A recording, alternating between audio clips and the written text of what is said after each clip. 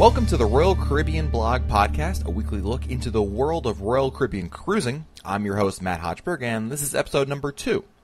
This week, let's take a look at one of the biggest areas of change across Royal Caribbean's fleet of ships, the specialty restaurants. Now, in my opinion, the dining aspect for the Royal Caribbean passenger has changed probably the most over the last 10 years or so, and it continues to become more and more of a focal point when going on a cruise. So let's look at the role the specialty restaurants offer guests now, the various options to choose from, and where dining aboard Royal Caribbean is going in the future. Of course, we're going to have to talk about some of our favorite restaurants to eat as well. And before this episode is over, I'm going to share with you some of the amazing feedback that I've received from all of you just from episode 1. So here we go.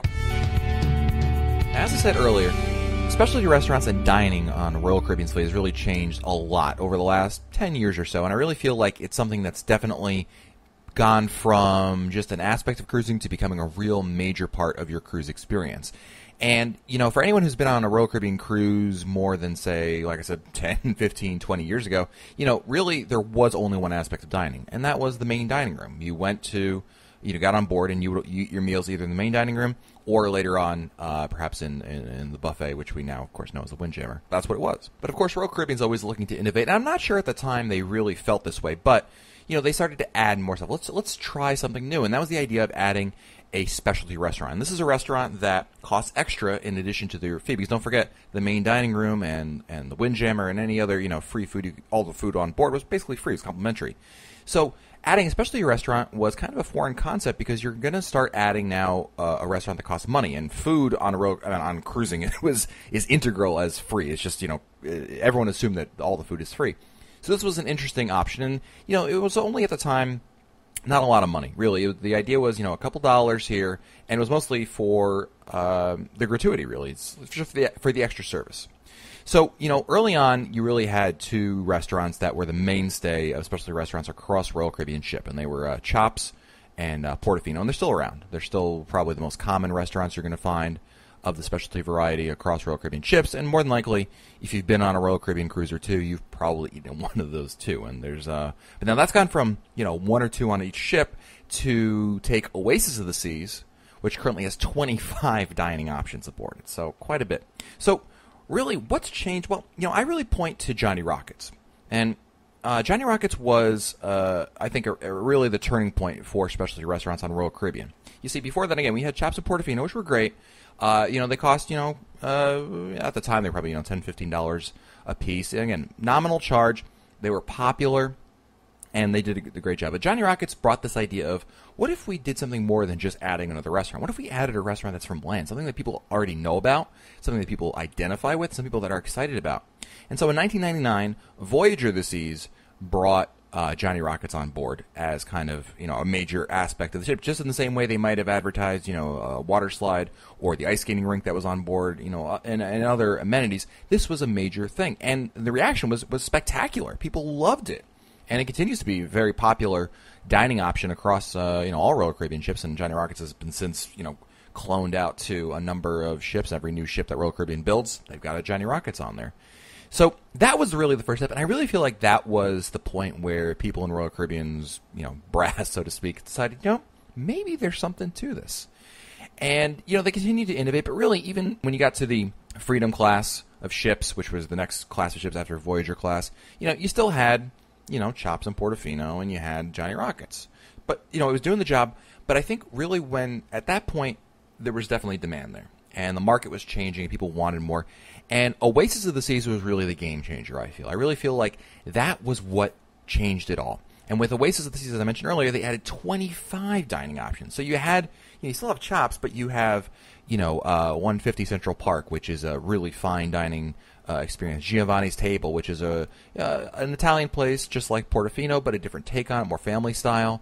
You know, they added a lot of different restaurants, and this really, it really changed the nature of dining on a cruise ship, because now it was more of, you know, basically you're not, quote-unquote, stuck in the main dining room. You have a lot of different options. Now, this is where a lot of people, you know, might have a different opinion on this, and this is, you know, you're getting better quality food, generally speaking, for a price. You are paying extra for it. You know, the prices for these specialty restaurants have gone up considerably in the last few years. You know, when they first were introduced, Chops and Portofino, you know, were $10 or $15 per person. Now you're seeing, you know, prices of $20 25, 30 to dine there. So you can really see that it's become not just another option for guests to make them happy, but it's also become a huge revenue source for Royal Caribbean. And because onboard spending is critical to the company making money, well, the specialty restaurants are a great way to generate that kind of money. So, you're paying more for it, but you could say, hey, it's a special occasion, you want to go out on a certain night, makes sense, right? Well, this came at, perhaps a lot of people are saying, at the price of the main dining room.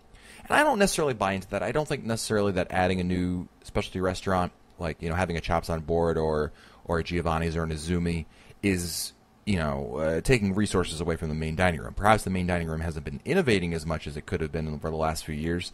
But, of course, we did see a new main dining room menu rolled out across the fleet earlier this year, if I'm not mistaken, or last year, in the last 9 months or so. And that's really changed, again, what the main dining room offers. So the specialty restaurants basically come down to this. If you're new to how they work, there's usually one of a couple of ways that you pay for it. One is per person, a la carte, and the per person, rather, is going to cost you, every person pays a certain cover charge, and then all the food is included in the price. And the food, of course, excludes alcohol. Of course, that's just like anywhere, and you dine, be it the main dining room or the Windjammer. I mean, alcohol is always going to cost you extra. But for the food aspect, you pay a cover charge, and that, then you can eat whatever you'd like, generally speaking. Johnny Rockets is like this. Chops is like this. Portofino is like this. These are restaurants that allow you to, you want to order 5 steaks, you can order 5 steaks. And, they work. There's a few exceptions here and there, like, say, at Johnny Rockets, there's a cover charge, but milkshakes cost you extra in addition to the cover charge. So there's that as well. You also then have restaurants that have a la carte price as well. And this is best example. This is Izumi, which is the sushi restaurant aboard a couple of different ships, most notably Oasis of the Seas and Allure of the Seas. And Izumi offers, just like anything else, you come and sit there, but everything is like a price, like a menu. Now, generally speaking, at least with Izumi, the prices they're about what you pay on land, give or take, for sushi. Some of the items, have different options that come with them. But it's a per item price. So the more you eat, the more you pay. And we also need to mention that Izumi, in addition to the a la carte price, has just a regular cover charge, but this is, $3 for lunch, $5 for dinner. So really not much to sit down there compared to the, $15 or $20 per person you might see at Chops. Those are the basic types of specialty restaurant pricing that you're going to find. So you're either paying really a nominal cover charge to cover everything, or you're paying a small cover charge and then paying for only what you eat. Now, the next thing that we have to understand about specialty restaurants is how you get reservations. Now, Royal Caribbean encourages you to book reservations in advance, and it is a smart idea, especially if you want to eat on a particular day at a specific time. You can order them online as soon as the booking window is open for you to do so via the Royal Caribbean website. You can also book the specialty restaurants on board your ship. And the great news is, usually, at least at this point in the game, there's still plenty of spots open even when you get on your ship. Especially restaurant dining, while popular, is not as popular, say, as, eating the main dining room. I mean, most people, I think, in fact, most people don't actually eat at the specialty restaurants, but there are a lot of people that do eat at the specialty restaurants. It's just, you might not get the time you want. The good news also is that you don't actually have to go to the restaurant that you want to eat at to make a reservation. Your first inclination might be to go to guest services, but, the line there can be kind of long, especially on the first couple days of your cruise. So what you really can do, as a good little tip here, is go to any of the specialty restaurants, even if you're not interested in eating there. Maybe you're really close to Chops, but you want to eat at Portofino, which is kind of a bad example because usually they're close to each other, but bear with me here. You can go to Chops and just talk to the maitre d' and say, I'd like to make a reservation for a different restaurant here, and they'll be happy to help you. Their systems usually intertwine with each other, so it can save you some time in line and walking around the ship and trying to get reservations.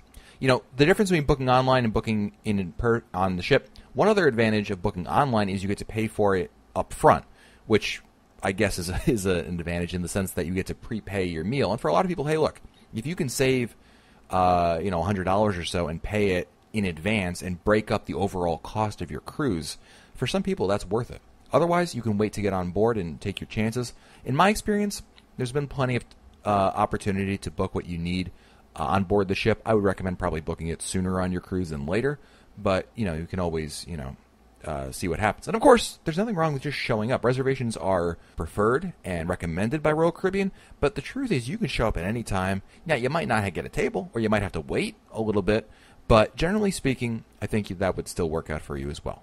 So between those options, probably something that's going to work for you. So let's go over the restaurants.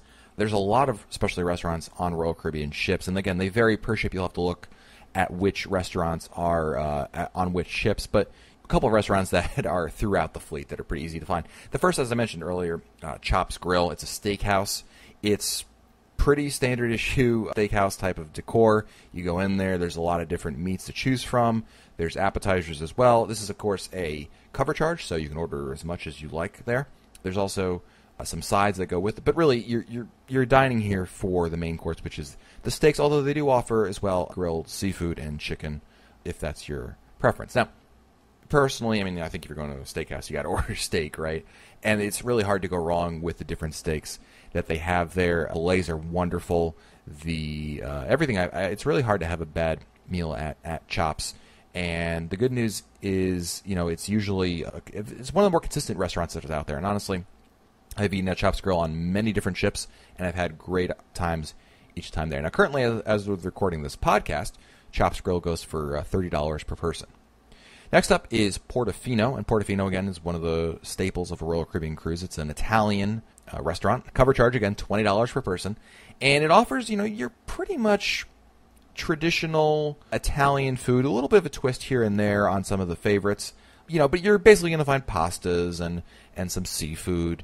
And it's, again, the menu changes here and there, but it's generally, again, a great opportunity to have some Italian food on the ship. Now, it's kind of it's not really sister restaurant, probably its cousin, is Giovanni's Table, which is offered currently on Oasis-class ships and Radiance of the Seas, if I'm not mistaken. And, again, this offers family-style dining. So it does offer, again, a cover charge, where $15 for lunch, $20 per person. And the difference here is that what I really like about Giovanni's, again, is family style. So you get to, let's try this, let's try this, and you get to try it all at the table. So it's really great for groups. I went there with just my wife, and, I was thinking afterwards, man, if we had brought, a couple other people there, it would have been a great experience. It's great for just, having a couple spoonfuls of something and then moving on to the next thing. But it's a great choice if you're into Italian. And again, both Giovanni's Table and Portofino, not terribly adventurous in terms of their Italian food here, so pretty solid options here.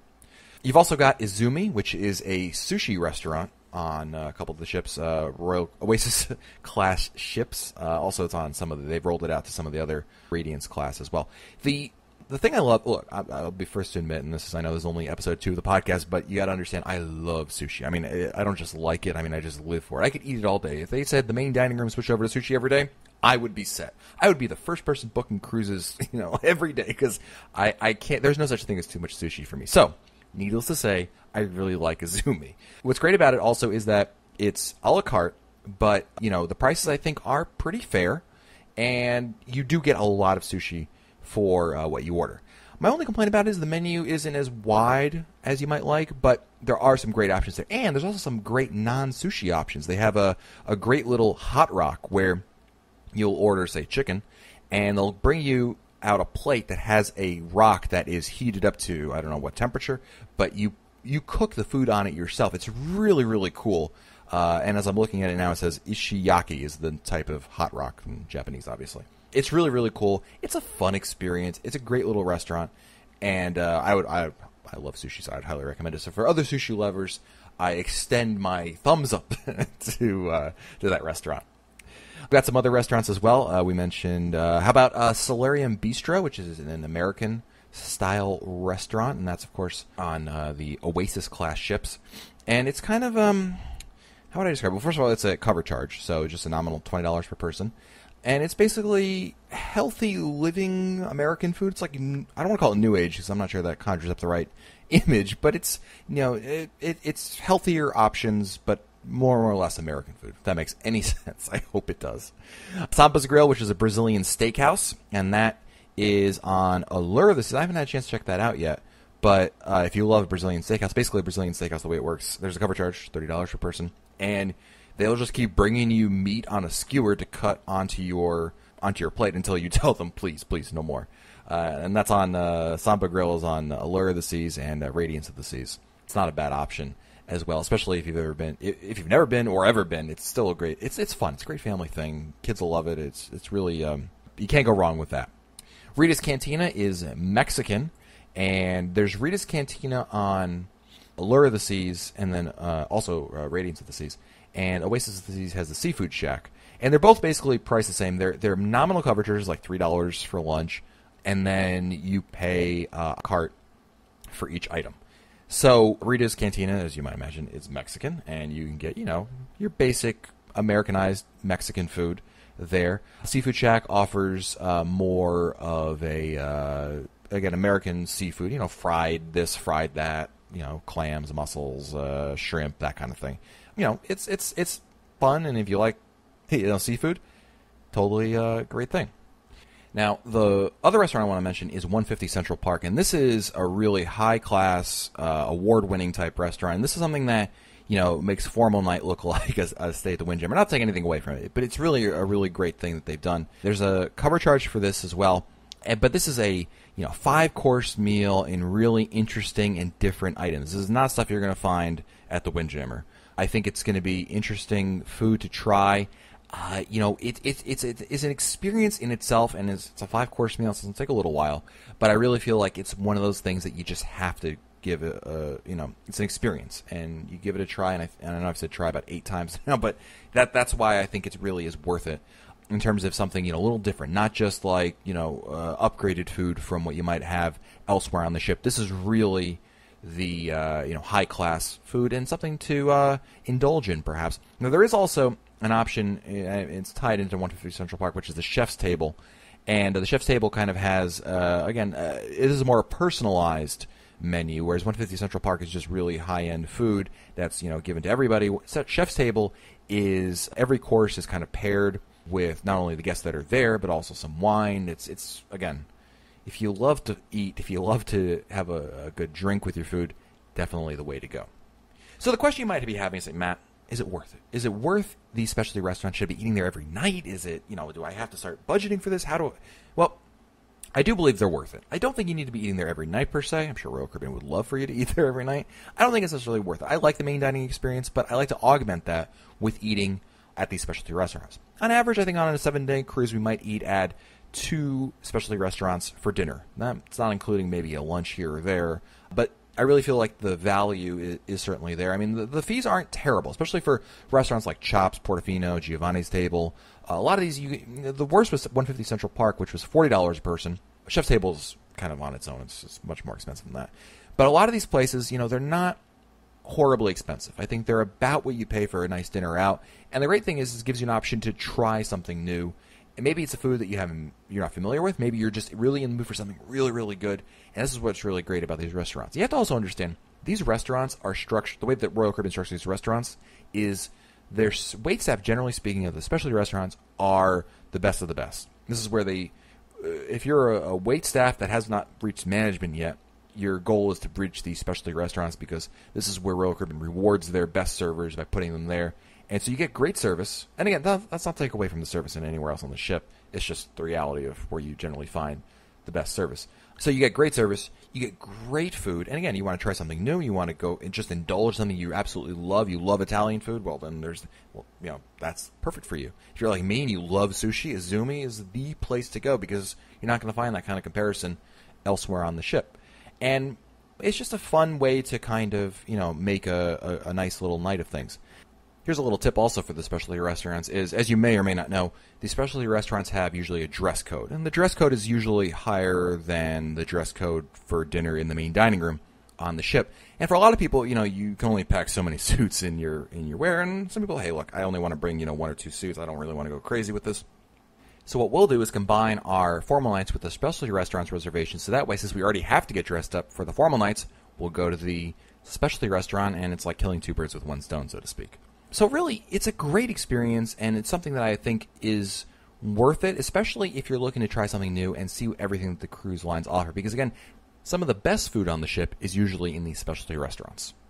The last thing I want to say about specialty restaurants is if you're looking for something special to do, like perhaps it's a birthday or you want to take your wife out for somewhere special, the specialty restaurants are probably the best choice for that, because again, they're just more intimate than eating anywhere else on the ship. and they offer a little something different than you might find anywhere else. So it's a great place if you're looking for a special occasion. Look no further than here. Before we go, I wanted to thank people who sent in some great feedback about our first episode, which was very short and didn't have a whole lot to it. But it was really nice to get a lot of positive feedback from many of you. And I got some great tweets, emails, and even some voicemails. We're going to play one right here. The first one is from Peter Lockhart of Scotland. So here's Peter's message. Hi, Matt. Greetings from Peter Lockhart here in Scotland. Thanks for your brand new podcast. I love it. I also think it's a great idea that it's interactive and we can contribute. Keep them coming, and I look forward to the next one. Thank you so much, Peter. And you're absolutely right. I love feedback, and I want the show to be interactive. I don't want this to just be me talking. I want you to be a part of it. And, on an episode like this where we're talking about specialty restaurants, I know people have opinions on this. So, feel free to tweet us, email us, and all that good stuff. And we'll put it on the show just like Peter. Next email is from Lynn, who writes, will you be doing a listener questions type of show? Was a big fan of WDW Today for a long time, though to be honest, I'm a bit burned out on Disney these days. We will be taking our first cruise in November on Oasis of the Seas. Yes, Lynn, I hope to absolutely be answering some questions. So if you've got questions not only about what we're talking about on the show, but just general cruise questions, email them in, and there'll be a couple episodes here and there that will be answering questions for you. So Lynn, fire away. Next is Carl. Glad to see you were starting up a new podcast. Cruising is my favorite type of vacation. I try to fit one in every year. Even when I paid for land vacations, I try to see if a cruise can fit in somehow. I visited Walt Disney World for the first time as an adult last year. We ended up on a cruise on the Disney Dream. My next trip to Walt Disney World is in August 2014, and we'll be finishing up our vacation on the Disney Fantasy. Although I'm not a huge Disney World fan, I do enjoy listening to your WDW Today podcast. I'm sure your new Royal Caribbean blog podcast will be as high quality as your Disney one is. I'm not loyal to Royal or any other cruise line. I've sailed on different ships so far, including Carnival, Cunard, Disney, and Norwegian. I'll be trying Celebrity for the first time at the end of the month on a cruise to Bermuda. I would like to try Royal Caribbean in the future, so I'm looking forward to listening to your podcast to learn more about the cruise line and their ships. Perhaps you will be able to convince me to book a cruise on Royal Caribbean very soon. Well, Carl, I really hope I can convince you to do that because I think Royal Caribbean cruising is really where it's at. It's that great blend of what they deliver for how much they charge. And I think this is really going to be a theme you're going to discover throughout this podcast is I really feel like it's that sweet spot. It's like, again, going back to those specialty restaurants, they're great food and they're not that expensive, really. It's not a lot of money. There's some great value in there, and it's a choice that you can make. You don't have to eat there, which is also something that I enjoy. So thank you very much for the email there, Carl. Lastly, email from Christopher Percy, who writes, just listen to your first podcast, and it's obvious you are very passionate about this form of communication and will cover the good, bad, and ugly. As a Diamond Plus long-time cruiser and loyal to Royal, I appreciate you doing this and look forward to your future podcasts. Semper Fi. Thanks, Christopher. And, I'm really excited about what this podcast can hold. And like Christopher said, and I said in episode 1, we're covering it all. And I'll tell you, if it's not great, I'll be the first one to admit it. So hopefully you'll be there for the ride as well. And as I mentioned, again, if you want to have your feedback in here, we want to hear from you. I'm encouraging as much input as you can. So, send me your thoughts as you listen to this podcast by tweeting us, posting a message on Facebook, emailing us, or posting a comment on our site. If you think I'm wrong, then just tell me. Or if you agree with me, I'd love to hear that I'm right. It's always fun to hear that as well. So on Twitter, we're at the RCL blog. On Facebook, we're facebook.com/Royal Caribbean blog. You can always email me, matt@RoyalCaribbeanblog.com, or call the Royal Caribbean blog voicemail by calling 408-6-ROYAL-6. That's 408-676-9256. And as you heard from Peter, we'll play it on the show. So until next time, I'm Matt Hochberg, and we'll talk again soon.